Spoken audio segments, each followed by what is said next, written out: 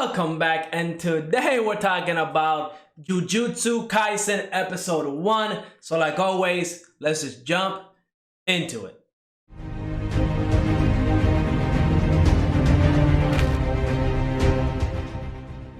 Episode 1 of Jujutsu Kaisen is finally here, and I have to say, I was waiting for this anime. Episode 1 got leaked, I'm guessing a couple weeks ago, maybe a week or 2 weeks ago, and I was able to watch it before it got taken off of YouTube. It was really awesome. I'm watching it again in full HD, and I have to say, I absolutely loved it. The new, like watching it in HD was just like a whole new experience. It was absolutely amazing. I still love this anime. I know it's only episode 1, but I know a lot of the manga readers have been praising this manga and anime now, and they've been looking forward to it. And of course, I love Yu Yu Hakusho, and this anime gives me heavy Yu Yu Hakusho vibes. I mean, Jujutsu Kaisen has to deal with curses and stuff like that, and Yu Yu Hakusho dealt with demons. It's kind of like the same thing, at least from what I gathered in the first episode. So yeah, I really am looking forward to this one. But let's talk about the episode, some of the events that happened.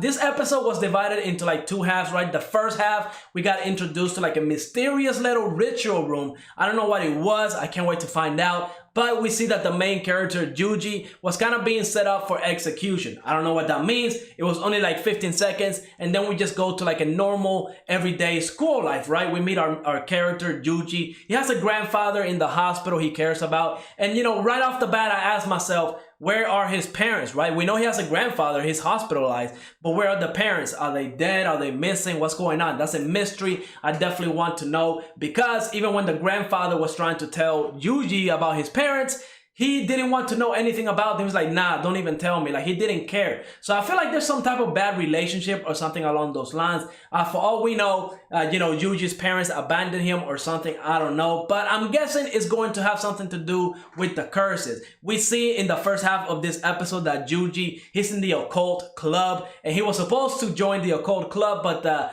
field and track teacher changed his club to field and track because he's supposed to be really awesome at sports, and we got to see that. It was very funny. Again, the first half of this episode was kind of character development, letting us meet the main character Juji and his motivations. And you know, that whole scene with him throwing the metal ball and breaking the national record was really funny, seeing the coach in complete shock, because I mean, this dude just broke the national record without even trying, okay? Without even trying. I mean, I thought the whole scene with the students taking selfies in the background was really funny, but it does kind of tell you that Juji is a very powerful character without any powers whatsoever, right? We haven't been introduced to any of his powers at all yet. So the fact that he's able to do all these physical feats should kind of tell you that he is very powerful. So I'm kind of guessing his parents were either like, you know, some of those people that hunted curses and they had to leave for the, you know, to protect their kid or something along those lines. Right? I'm pretty sure we're going to learn about his parents,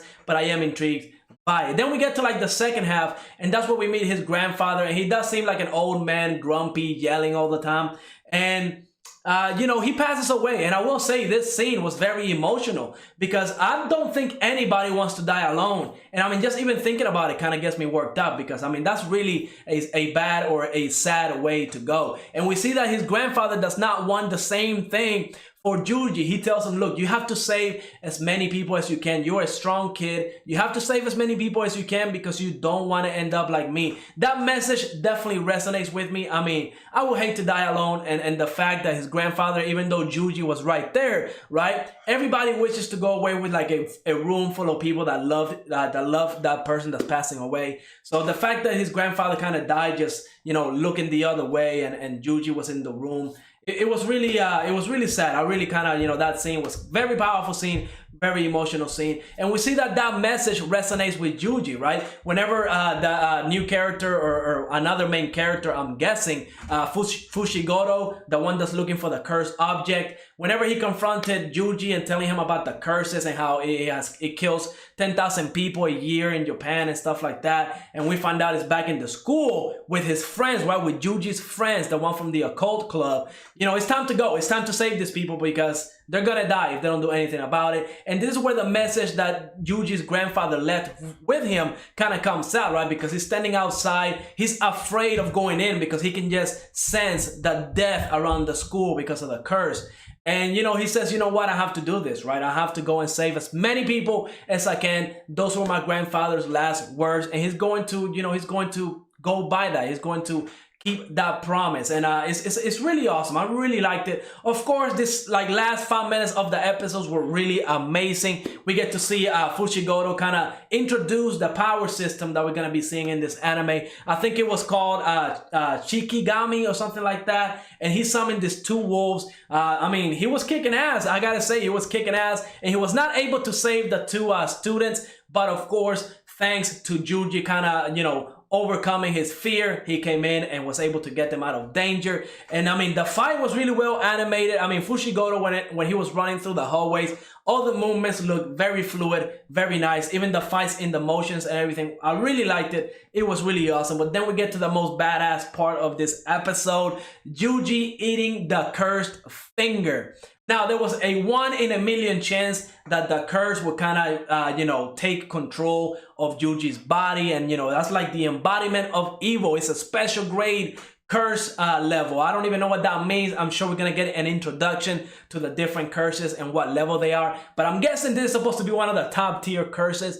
And he was able to kill that 1 curse with ease. I mean, he just, you know, flung his hand up and the thing was dead.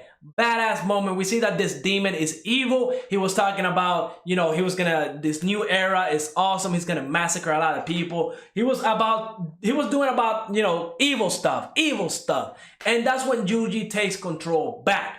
Now, the curse was really surprised by it. I mean, of course, it's the main character that's going to happen. So I'm guessing this is going to be a one of those things where the curse is inside of him. And they're going to have to learn how to work together, right? Because at the end of the day, right, that curse was stuck in that finger for who knows how long. And the fact that he's out now and he's able to be inside of a body, it's going to be a win-win, right? He'll be able to be kind of free because Juji will be able to control him or her or the curse, whatever the gender is. And it's better than being in prison. That's my guess. So they're going to have to work together. Now, of course, Fushigoro thinks that Juji is 100% gone. He is dead. So they're definitely hinting at a huge fight next episode. So, I mean, overall, absolutely amazing episode.